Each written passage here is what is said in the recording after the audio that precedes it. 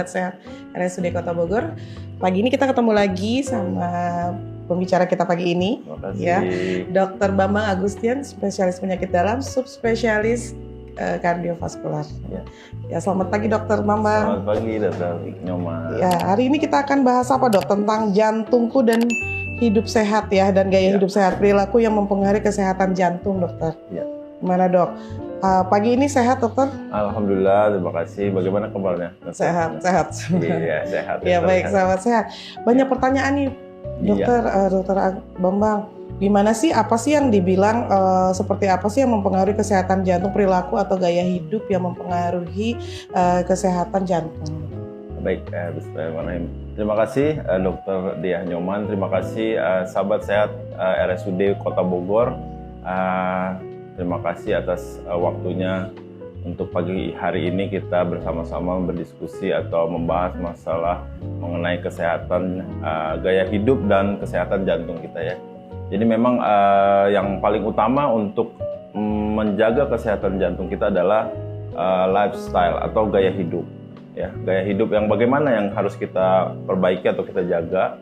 Yang pertama adalah mengatur pola diet atau pola makan yang bergizi, sehat dan seimbang.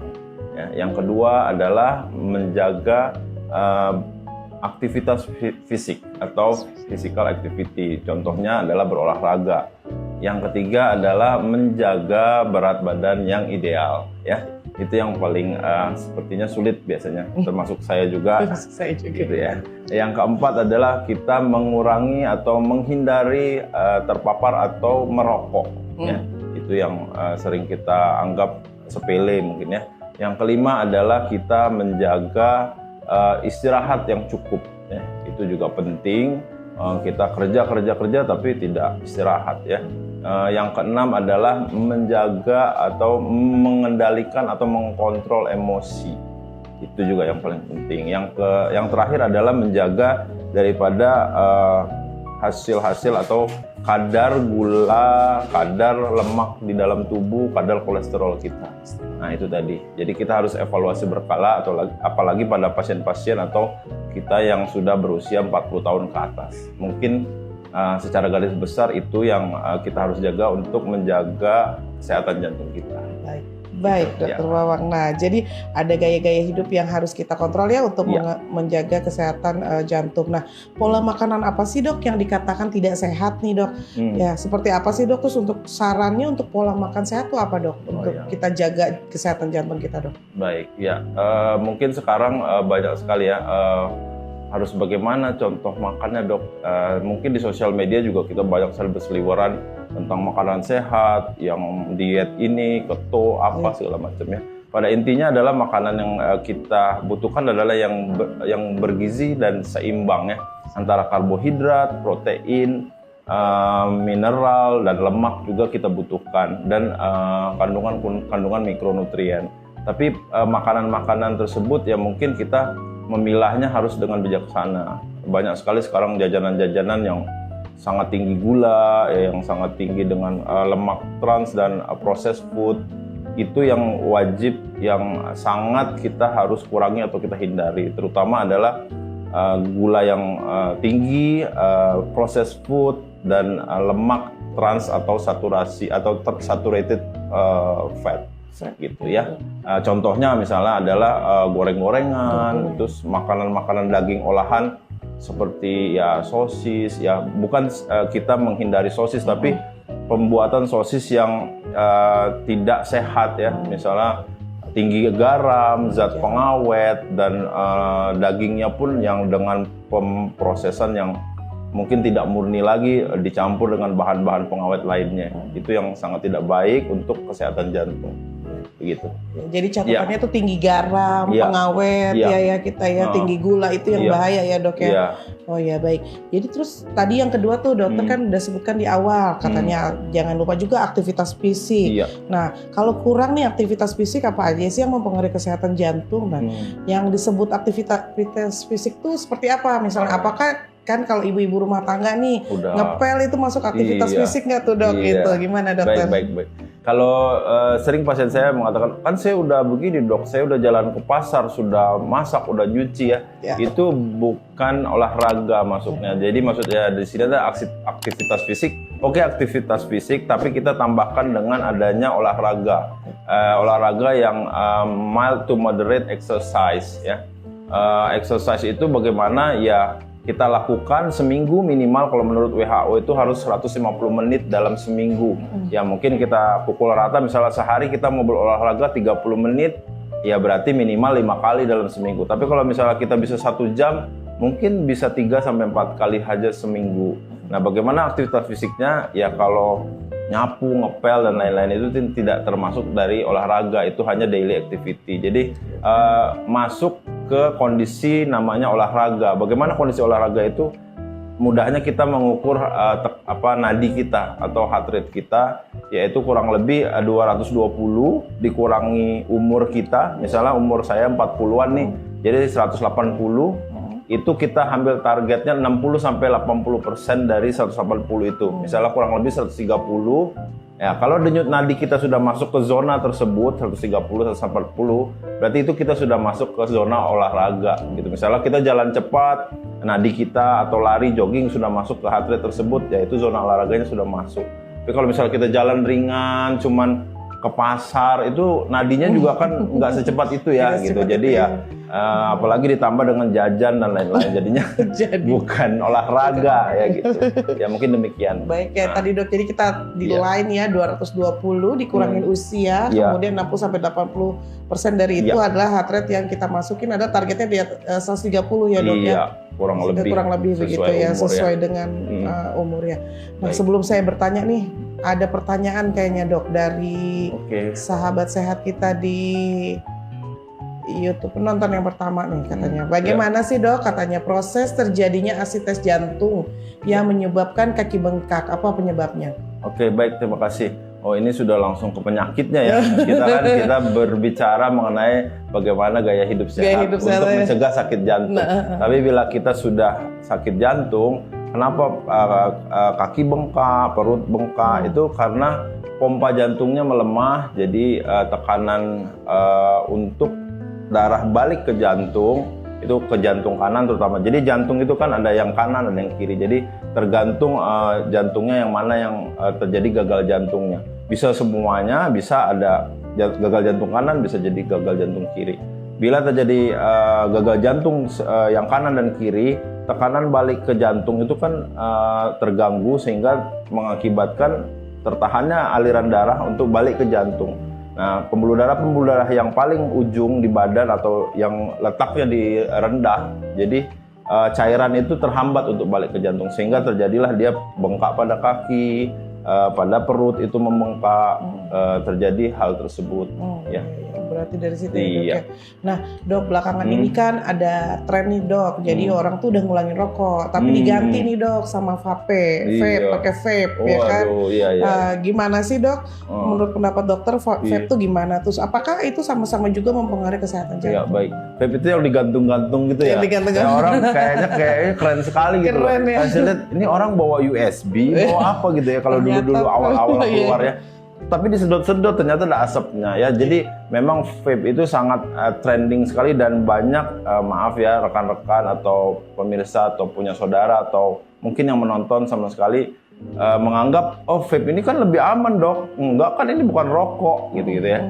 Jadi elektronik vape atau elektronik smoking atau elektronik cigarettes itu sebenarnya pada dasarnya zat-zat yang terkandungnya itu sama seperti rokok. Jadi mungkin penemuan namanya teknologi ya, kita pengen nggak ada lagi tuh bentuknya kayak rokok, nanti asapnya kita buat dalam bentuk ya elektronik, bisa dengan baterai dan lain-lain kita hisap. Jadi pada dasarnya cairan-cairan itu mengandung nikotin, zat-zat berbahaya kimia yang membuat kecanduan dan membuat merusak pembuluh darah, dan sudah banyak penelitian jurnal-jurnal yang sudah melampirkan bahwa buruknya efek sigaret atau vape itu sama saja dengan rokok. Jadi sudah banyak jurnal dan studi ilmiah yang menunjukkan bahwa itu tidak ada bedanya dengan merokok, jadi sama saja. Misalnya dia jadi merusak jantung ya. Iya, terutama merusak pembuluh darah dan pembuluh darah jantung, terutama dia akan merusak dan meningkatkan tekanan darah sehingga akan menyebabkan penyakit jantung. Jadi sama aja ya. Jadi otak batu, sadar, saya RSUD. Nah, tadi kan dari awal dokter lihat salah satunya lagi adalah kaitannya dengan stres. Bagaimana sih dok kita sahabat sehat di rumah untuk mengelola stres agar dapat menjaga kesehatan jantung? Ya baik. Ya stres itu semua manusia yang masih bernyawa ya tidak mungkin tidak stres gitu.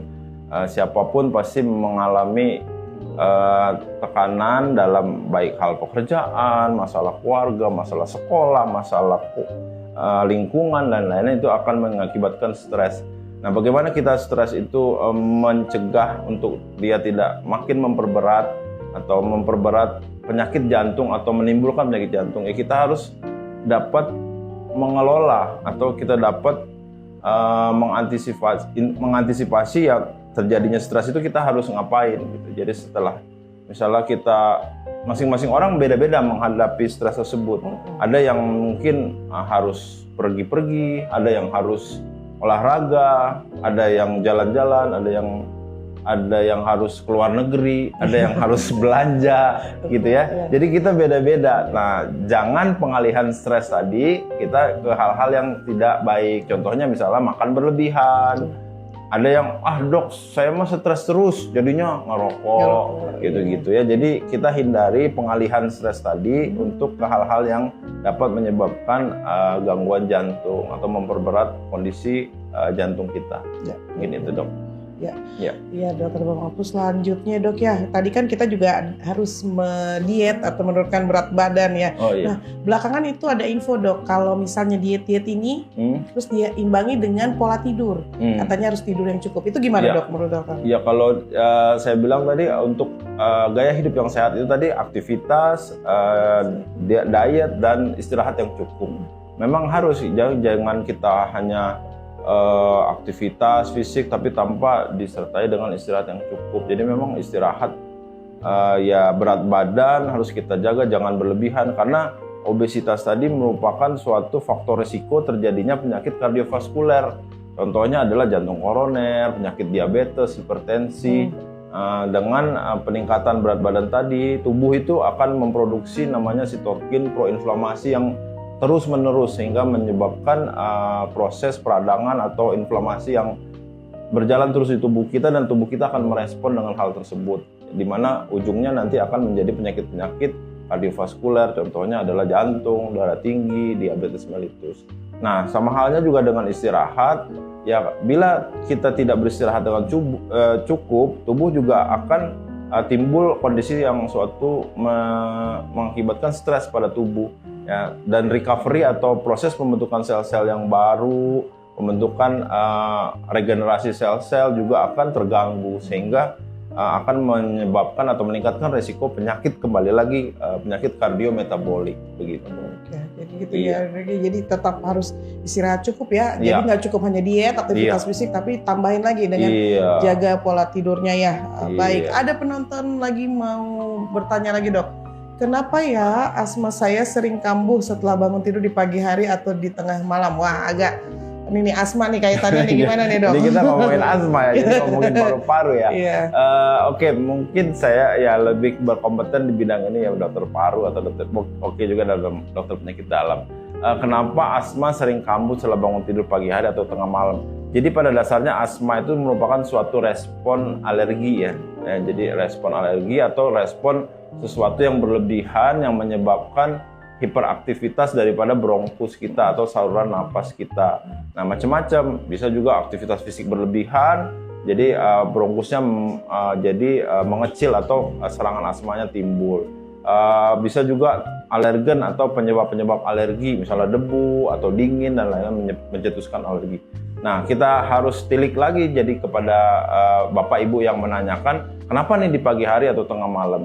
Apakah kondisinya atau mungkin terlalu dingin ruangannya, mungkin AC-nya atau kebersihan ruangannya, ya spray, sarung bantal, gorden atau lingkungan sekitarnya kita karena kita saat tidur itu kan kita menghirup debu-debu yang kita tidak terlihat, dan terutama yang menyebabkan alergi adalah tungau ya.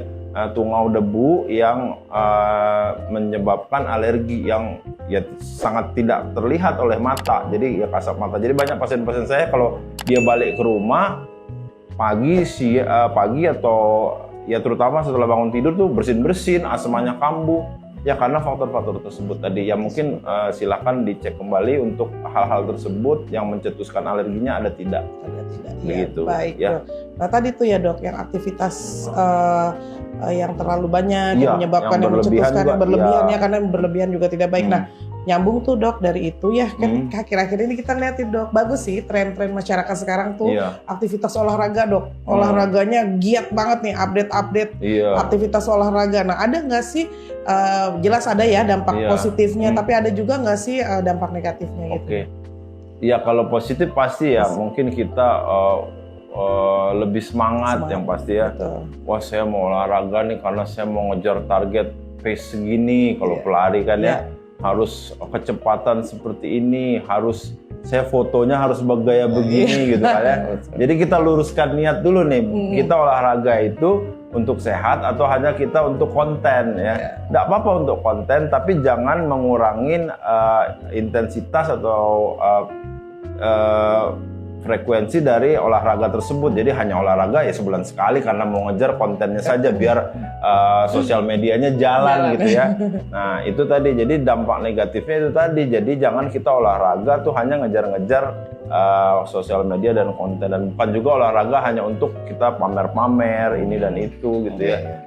Jadi ya olahraga ya memang olahraga lari murah, tapi kita harus punya sepatu ini, punya baju yang ini, outfitnya harus begini. Nah itu tadi negatifnya adalah jadinya tabungan kita juga jadi terkuras yang tidak perlu. Jadi ya efek-efeknya seperti tersebut mungkin negatifnya gitu. Jadi stres lagi ya dok ya, jadi balik lagi. Bukannya kita bikin kita jadi happy untuk olahraga, tapi kok jadinya aduh saya mau kumpul nih grup tenis, harus grup ini, saya harus begini ya. Jadinya terbawa oleh ya FOMO gitu ya. Ya sebenarnya olahraga lakukan apa yang bisa kita lakukan rutin dan kita bisa menikmati tersebut gitu. Jadi dibawa enjoy ya dok ya, dan dijadiin itu rutinitas yang baik ya. Baik dok, ada pertanyaan lagi nih dok. Dok, apakah jantung berdebar ada masalah sama jantung kita katanya dok? Iya. Kalau berdebar tuh tergantung nih. Kalau saya ketemu apa gitu yang ini berdebar gitu ya. Mau disebut nggak enak nanti. Kayak gitu ya. Jadi tergantung dulu berdebarnya bagaimana dan iramanya bagaimana. Jadi memang kadang rasa atau sensasi berdebar itu bila denyut nadi kita berlebih. Berapa denyut nadi normal itu 60 sampai 100 kali per menit ya. Jadi kalau lebih dari 100 ya mungkin itu berlebih. Nah, banyak faktor penyebabnya. Salah satunya adalah psikis tadi. Ya misalnya kita saya mau berobat nih ke dokter, takut, stres. Saya mau maju presentasi berdebar-debar. Saya mau ketemu calon mertua berdebar-debar gitu ya. Tapi banyak juga hal-hal yang menyebabkan berdebar-debar itu adalah penyakit jantung. Misalnya berdebar-debarnya menetap nih, nggak berubah-berubah, kok nggak ada pencetusnya, kok saya rasanya berdebar-debar terus, berat badan menurun, kok keringetan terus. Ya mungkin itu karena pengaruh hormon tiroid bisa. Atau memang ada penyakit atau serangan jantung yang mendadak, atau adanya sindroma Brugada dan kelainan irama jantung bisa juga gitu. Jadi bila keluhan itu sangat berat dan sangat mengganggu dan menimbulkan rasa yang tidak nyaman dan menetap, ya sebaiknya kita hubungi dokter terdekat gitu, atau datang ke IGD kalau memang kondisinya sangat emergensi. Begitu. Jadi jantung berdebar itu dinilai lagi ya dok ya. Ada faktor pencetusnya nggak ya kira-kira, atau memang menetap. Kalau menetap kita harus minta bantuan tenaga kesehatan ya. Baik, ada pertanyaan lagi? Sepertinya dok. Nah dok tuh, makanan yang aman dan sehat untuk kesehatan jantung apa aja baik. Dok tuh? Iya, mari. Tadi saya secara umum mengatakan bahwa makanan yang baik adalah yang kita tidak banyak mengandung gula tadi ya, yang secara umum yang mengandung trans fat atau processed food atau yang saturated fat ya. Jadi apa nih yang baik makanan-makanan untuk jantung? Yaitu adalah makanan-makanan yang sangat yang mengandung unsaturated fat. Misalnya contoh-contohnya adalah yang lemak yang baik. Contohnya omega 3. Omega 3 itu banyak pada apa? Banyak pada ikan, ya, pada olive oil, minyak zaitun, kacang-kacangan, atau contohnya seperti alpukat, itu banyak mengandung lemak yang baik atau omega 3. Tapi perlu diingat, misalnya contohnya kacang-kacangan atau ikan, pengolahannya dulu yang bagaimana gitu ya. Oke, kita ikan, saya suka banget dong ikan, tapi digoreng terus ya kan. Nah, itu sama aja. Jadi dia proses pematangannya yang tidak baik akan menimbulkan lemak-lemak yang saturated fat. Dari minyaknya sendiri juga menimbulkan lemak yang tidak baik atau lemak saturated atau trans fat. Nah, minyak apa yang cukup baik? Ya memang yang cukup baik adalah minyak zaitun tadi, terus adalah canola oil ya, minyak canola. Ya, tapi bukan juga dengan minyak tersebut kita goreng juga. Memang prosesnya harus yang baik. Seperti kalau ikan kan kita bisa steam atau steam ya gitu ya. Atau dibakar mungkin sesekali, atau pindang, dipepes ya, ibu-ibu lebih tahu gitu ya. Jadi contohnya seperti itu ya. Yang untuk jantung yang lebih aman adalah seperti itu. Dan hindari adalah makanan-makanan yang jeroan, seperti yang lemak tinggi ya, yang daging merah sebenarnya kurang baik untuk jantung, tapi bukan juga kita batasin gitu. Jadi karena daging merah mengandung trans fat ya. Daging merah itu apa ya? Daging sapi, daging kambing ya. Bukan tidak boleh, tapi kita jangan terlalu berlebihan begitu. Ya. Baiklah. Ada pertanyaan lagi sepertinya, dokter. Nih dok, mau tanya, apa dampak negatif dan positif pasca operasi pasang pompa jantung katanya dok? Wah, berat nih pertanyaannya nih. Maksudnya pompa jantung yang bagaimana ya? Macam-macam nih. Saya belum secara spesifik ya. Dampak negatif dan positif dalam artian, kalau dampak positif yang memperbaiki pompa jantungnya gitu ya. Kalau dampak positif maksudnya nih pompa jantungnya kenapa nih? Kadang kan ada orang yang sangat jelek gitu, jadi dia dipasang gitu, atau dipasang pacu jantung atau apa gitu ya. Mungkin gitu ya. Jadi karena kalau pompa biasanya IABP atau intra aorta blood pressure itu untuk menjaga tekanan pompa jantung saat operasi bisa, tapi bisa juga untuk menjaga tekanan jantungnya untuk stabil gitu.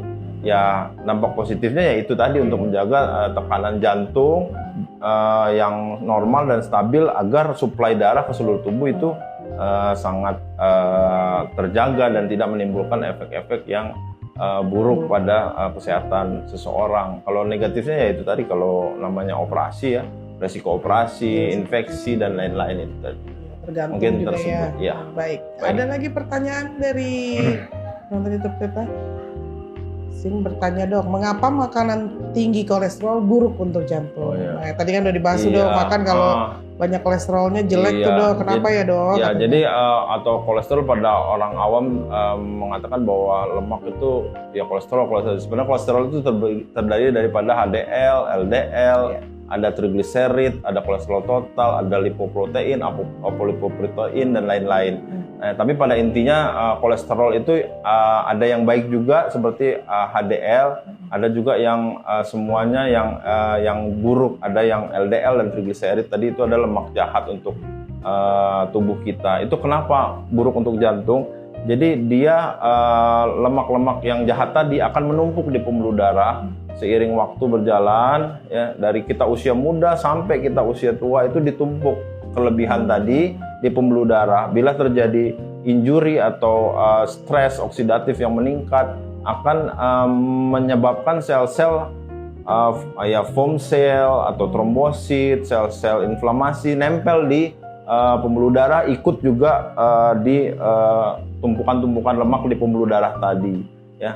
Yang stres oksidatif contohnya apa? Ya salah satunya adalah merokok. Dia merokok, ya tidak pernah olahraga. Jadi badan itu akan merespon dan pembuluh darahnya akan makin sempit terhadap penumpukan zat-zat yang tadi. Ya lama-lama dia bila makin sempit bisa menyebabkan serangan jantung yang kita sebut adalah jantung koroner. Jantung koroner itu Bila menumpuknya di otak bisa menjadi stroke dan lain-lain. Pembuluh darah dalam tubuh itu kan sangat kecil. Bila ditumpuk-tumpuk oleh kolesterol tadi, dia akan menyempit dan akan menyebabkan gangguan-gangguan. Tergantung di mana dia menyumbatnya.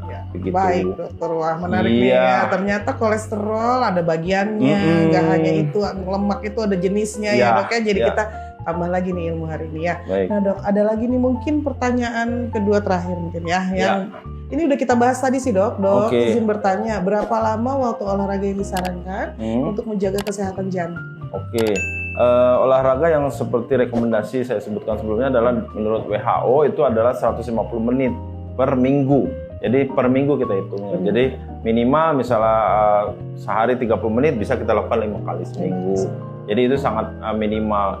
Nah, untuk menjaga kesehatan jantung yaitu tadi ya kita harus melakukan aktivitas fisik yang mild to moderate atau ringan sampai sedang. Misalnya contohnya jogging, lari, ya boleh berenang, sepeda, mau gym kah, mau tenis, mau apa ya minimal kita harus rutin. Jangan kita olahraga hanya misalnya main tenis. Cuman main tenis 2 minggu sekali gitu ya, sebulan sekali sesempatnya. Jadi irama jantung dan frekuensinya itu tidak terjaga dan syarat minimal untuk olahraga atau aktivitas fisik tadi tidak terpenuhi, sehingga kalau saat kita berolahraga nanti terlalu terpacu. Itulah tadi yang dapat merusak jantung karena bisa terjadi gangguan irama, bisa jadi serangan jantung mendadak. Banyak contoh-contoh yang kita lihat di masyarakat tiba-tiba serangan jantung saat main tenis, saat mau apa. Ya bukan juga nggak boleh gitu ya kita olahraga tenis nanti serangan jantung. Itu dilakukan mungkin karena tanpa persiapan yang matang, disiplin yang tinggi, rutinitas yang teratur begitu.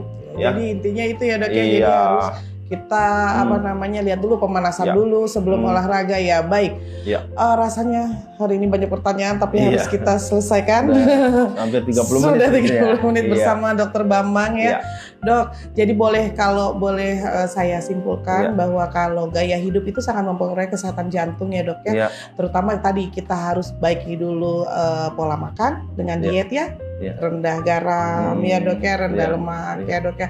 Terus kemudian 2 aktivitas fisik yaitu olahraga yang mild to moderate 150 menit per minggu. Artinya kita minimal kalau 30 menit berarti 5 kali seminggu ya dok ya. Berarti kita itu ya. Kemudian kita juga mengurangi rokok. Jelas itu tidak boleh merokok. Vape juga sama aja ya dok ya. Terus yang terakhir tadi apa ya dok ya? Berat badan harus diturunkan. Jangan lupa istirahat dan kelola stres. Baik, Dr. Bambang Agustian, spesialis penyakit dalam, subspesialis kardiovaskular. Terima kasih untuk ilmunya hari ini. Mungkin dokter ada pelayanan apa nih dokter di RSUD Kota Bogor nih dok? Apa yang dokter ini dan jadwalnya dok biar nanti sahabat sehat bisa tahu nih saya mau ke Dokter Bambang deh gitu. Baik. Gimana mungkin dok? Kalau jadwal praktek saya dari hari Selasa sampai hari Sabtu. Kalau Selasa sampai Jumat itu setiap pagi jam 8 sampai jam 10.30. Kalau hari Sabtu itu kurang lebih jam 11 sampai jam 1. Ya mungkin dapat melihat di websitenya atau di sosial medianya RSUD Kota Bogor. Pelayanan yang dapat saya lakukan adalah pelayanan penyakit dalam subspesialis kardiovaskular. Contohnya adalah ekokardiografi, kayak Doppler, untuk treadmill, dan lain-lain. Jadi bisa ya dok ya, kan kita pengen tahu nih ya kesehatan jantung kita gimana nih, apalagi usia-usia di atas 40. Baik sahabat sehat RSUD Kota Bogor, jangan lupa subscribe channel RSUD Kota Bogor Daily dan follow juga Instagramnya RSUD Kota Bogor. Baik. Terima kasih Dokter Bambang. Terima kasih, sama-sama sobat RSUD.